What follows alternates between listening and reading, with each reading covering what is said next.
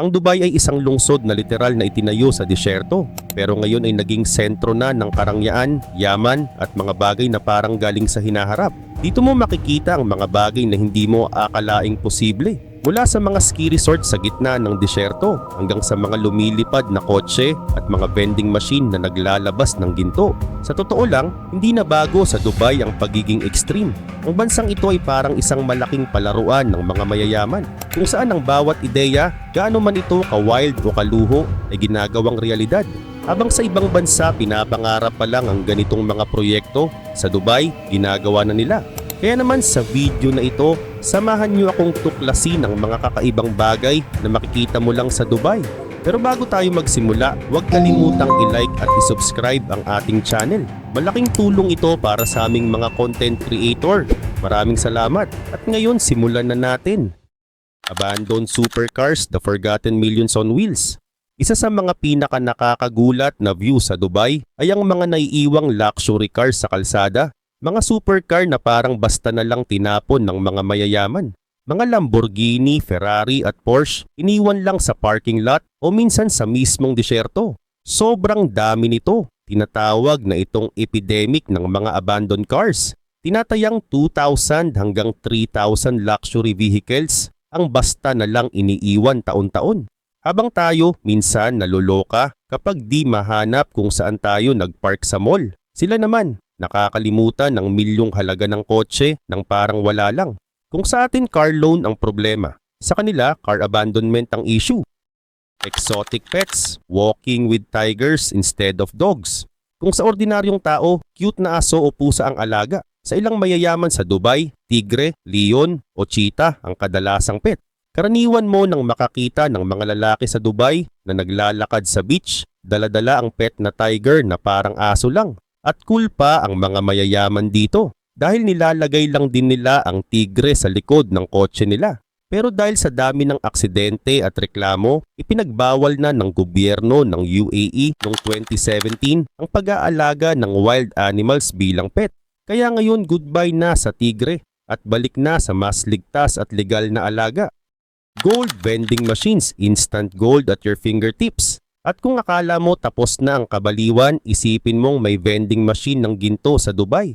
Oo, literal na machine kung saan pwede kang bumili ng 24 karat gold bars o gold coins, parang bumibili ka lang ng soft drinks. Makikita ito sa Emirates Palace Hotel sa Abu Dhabi, isang 5-star hotel na halos puro ginto rin ng interior.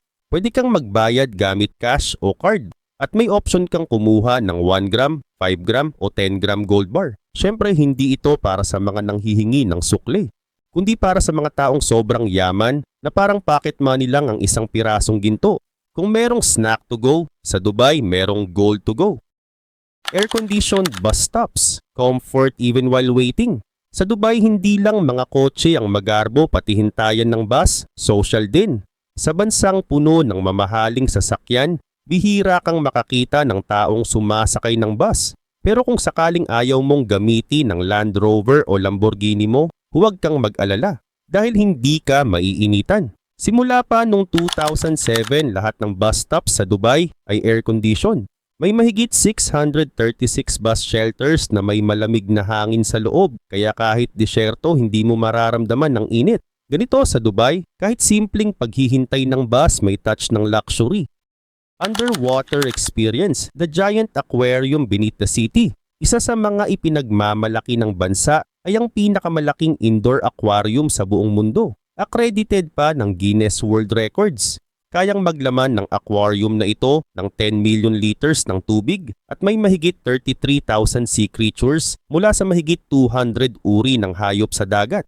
Matatagpuan ito sa loob ng Dubai Mall at may underwater zoo pa sa itaas na bahagi kung saan makikita ang iba't ibang interactive displays at marine experts na nagtuturo tungkol sa mga nilalang sa ilalim ng dagat. Ang design nito ay galing sa isang Australian company at kilala na ngayon bilang isa sa pinaka-iconic na tourist attractions sa buong mundo.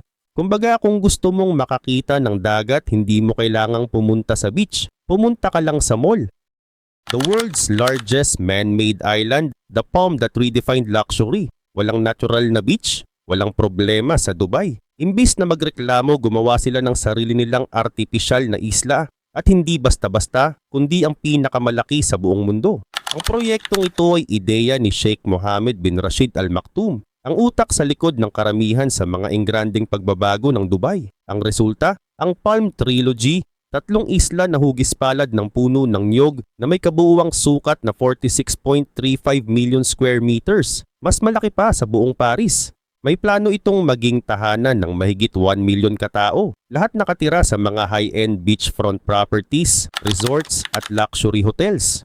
Ginawa talaga ang mga islang ito para sa isang layunin, para patunayan na sa Dubai, kahit ang dagat kaya nilang baguhin gamit lang ang pera. The tallest building in the world, the Sky City of Dubai. Matagal nang pinag-aagawan ng iba't ibang bansa ang titulo ng pinakamataas na gusali sa mundo. Pero ngayon malinaw kung sino ang panalo, ang Burj Khalifa ng Dubai. Ito ang gusaling literal na dumudungaw sa mga ulap. May taas na 2,716 feet and 6 inches. Kaya tinatawag din itong vertical city.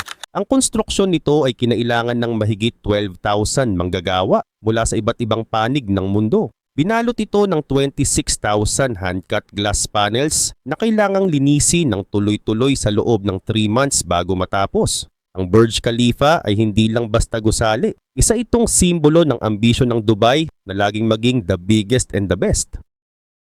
World's highest tennis court, game above the clouds. Para sa mga mahilig sa tennis pero ayaw sa mababang court, ito ang ultimate level up. Sa tuktok ng Burj Al Arab Hotel, may helipad na ginawang tennis court. Nasa taas itong 650 feet mula sa lupa. Dito naglaro sina Roger Federer at Andre Agassi, kaya't naging isa sa mga pinakasikat na tennis matches sa kasaysayan. Pero isipin mo, bawat talbog ng bola rito delikado. Kapag lumagpas ka sa linya, malamang diretso kang babagsak sa dagat. At kung tutuusin, ito lang siguro ang lugar kung saan legal kang high habang naglalaro sa damuhan. Indoor ski resorts, snow in the desert. Saan ka pa makakakita ng ski resort sa gitna ng disyerto? Sa Dubai, posible ang imposibleng bagay. Tinawag itong Ski Dubai at may kabuuang sukat na 22,500 square meters. Buong mundo ng nyebe sa loob ng mall. Pinananatili ang temperatura sa -1 hanggang 2 degrees Celsius. Kahit nasa labas ay umaabot sa 37 degrees. May artificial mountain ito na 85 meters ang taas, katumbas ng isang 25-story building at may 5 ski slopes ng iba't ibang hirap. Kompleto rin sa ski lifts, sled runs, ice caves, at kahit mga penguins na naglalakad-lakad sa loob. Ganito ang Dubai. Kung gusto nilang mag-snow, gagawa sila ng sarili nilang winter kahit sa gitna ng disyerto. Bugatti Veyron Police Car, the fastest patrol on earth. Hindi ko alam kung anong klaseng sasakyan ang gamit ng mga pulis sa lugar mo. Pero malamang, mga karaniwang patrol car lang yan. Sa ibang bansa tulad ng UK, madalas mga BMW or Mercedes, habang sa US naman mga Chevrolet, Dodge o Ford ang ginagamit. Pero sa Dubai, ibang usapan na.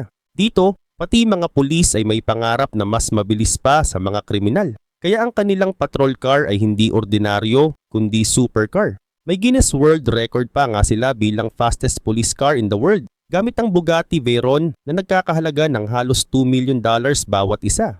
Ayon sa hepe ng Dubai Police Transport Division, hindi raw ito para magyabang, kundi para ipakita sa mga turista kung gaano ka-friendly ang mga pulis sa Dubai. Oo nga naman, wala namang mas friendly pa kaysa sa isang kotse na kayang tumakbo ng 253 miles per hour, di ba?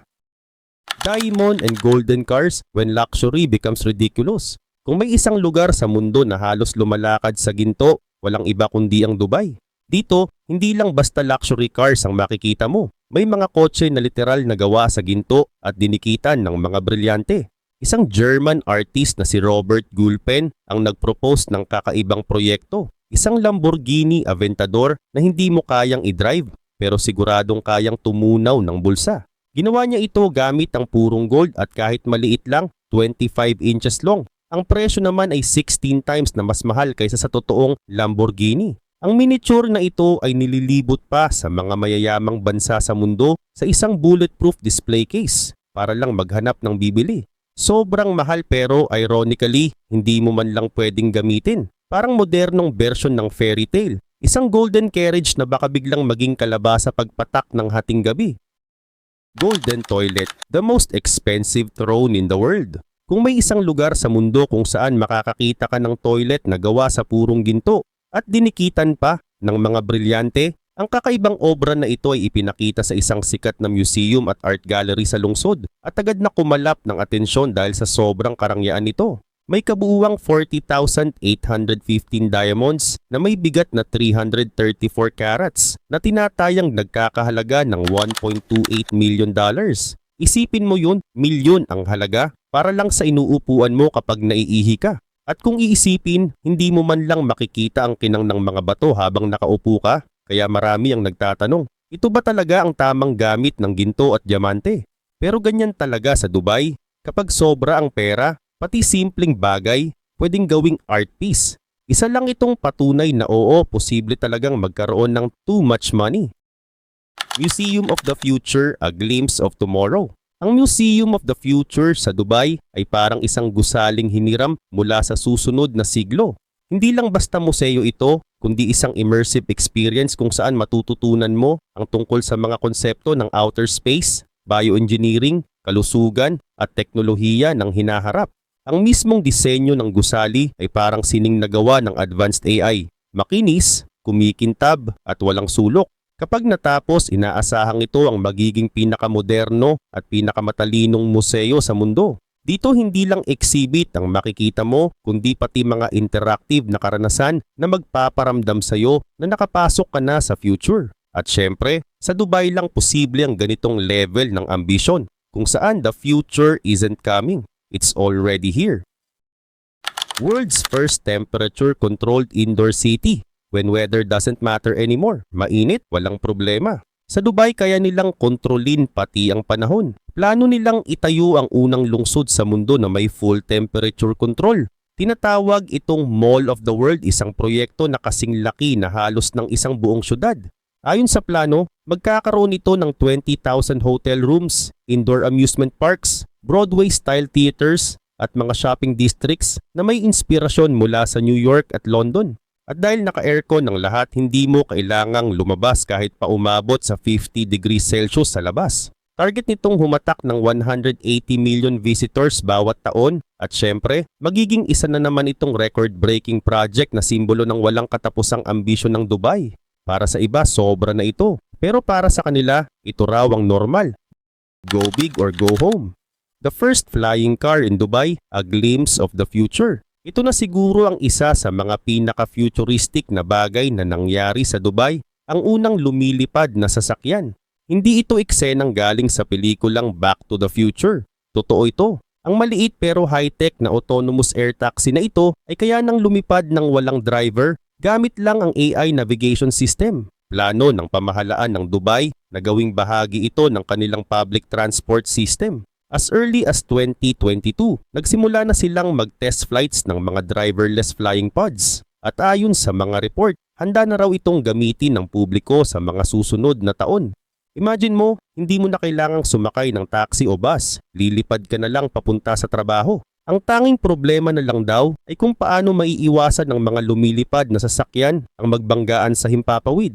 Pero kung may bansang makakagawa ng ganitong solusyon, walang duda, Dubai yon.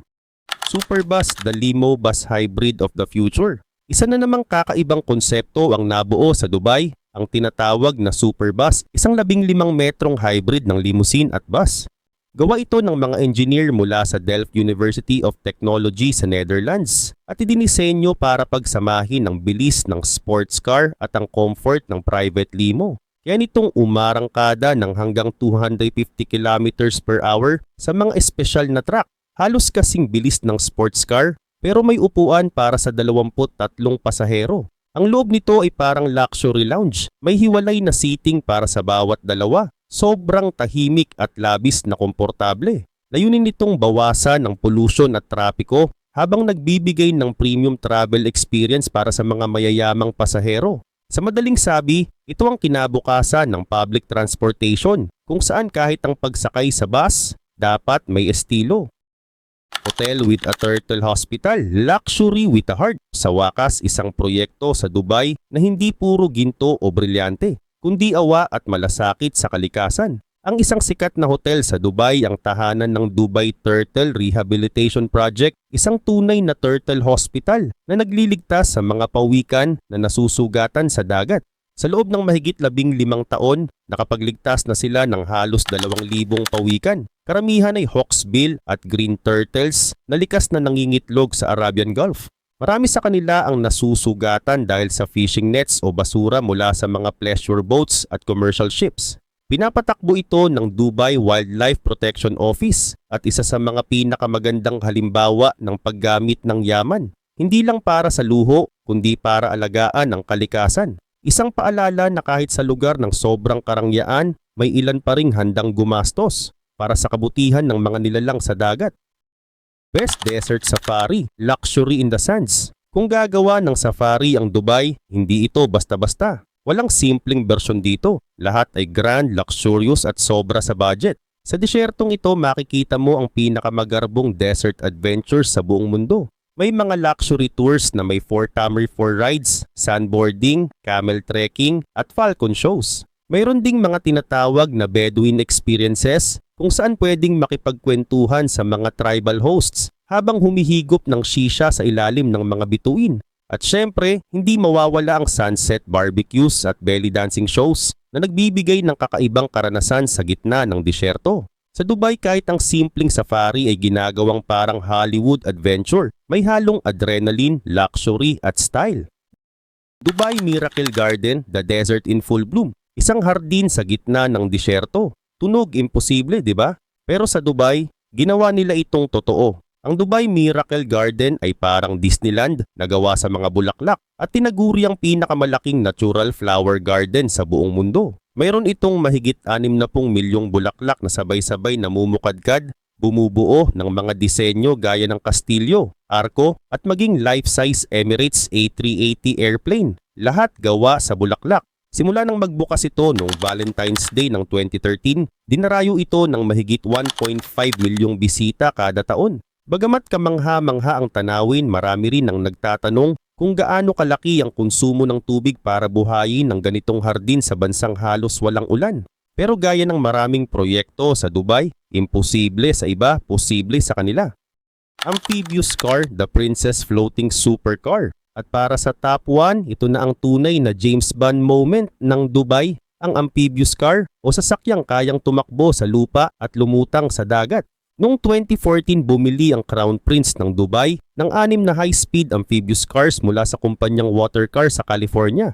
Ang modelong pinili niya, ang Python, ay may Corvette engine na may 450 horsepower at kayang tumakbo ng 60 miles per hour sa tubig. Ang presyo, humigit kumulang $135,000 bawat isa. At syempre, hindi lang ito para magyabang, kundi para ipakita kung hanggang saan kayang dalhin ng Dubai ang teknolohiya at karangyaan. Sa bansang ito, kahit ang mga sasakyan hindi lang tumatakbo sa kalsada, lumulutang na rin sa dagat. Ganito gumastos ang mayayaman ng Dubai, hindi lang para sa luho, kundi para sa record-breaking lifestyle na walang katulad sa mundo. $1 million license plates. Sa Dubai, hindi lang kotse ang mahal. Pati plaka ng kotse pinag-aagawan. Para sa mga ultra-rich, ang pagkakaroon ng personalized plate number ay simbolo ng status at kapangyarihan. Ang mga single-digit o double-digit plates ay itinuturing na prestige plates dahil iilan lang ang meron nito. May mga kaso na umaabot sa mahigit $1 milyong ang halaga ng isang plaka. Minsan pa nga, mas mahal pa kaysa sa mismong supercar na ginagamit. Ang dahilan, para lang maipakitang kakaiba sila at mas mataas ang antas sa iba. Sa Dubai, kung ang iba ay bumibili ng relo o alahas para ipakita ang yaman, may ilan namang nagbabayad ng milyon-milyon para lang sa isang numero sa plaka. Dining on gold plates. Kung iniisip mong ang pagkain ay dapat simple lang, sa Dubai mali ka. Dito, ang mga mayayaman ay literal na kumakain ng ginto. Maraming high-end restaurants sa lungsod ang nag-aalok ng pagkain na may edible gold leaf mula sa steak, dessert hanggang sa kape. Ang ilan pa nga ay may 24 karat gold cappuccino na nagkakahalaga ng daan-daang dolyar bawat tasa. Para sa kanila, hindi lang ito tungkol sa lasa, kundi sa karanasang makakain ng isang bagay na karaniwang sinusuot lang bilang alahas. Sa Dubai, ang pagkain ay hindi lang pangbusog, isa itong pahayag ng kayamanan. luxury villas and mansions. At syempre hindi mawawala ang mga mansion na parang sa pelikula. Sa mga lugar tulad ng Emirates Hills, Palm Jumeirah at downtown Dubai, makikita ang mga tahanang nagkakahalaga ng tens of millions of dollars. May mga private beaches, infinity pools at mga garahe na puno ng supercars.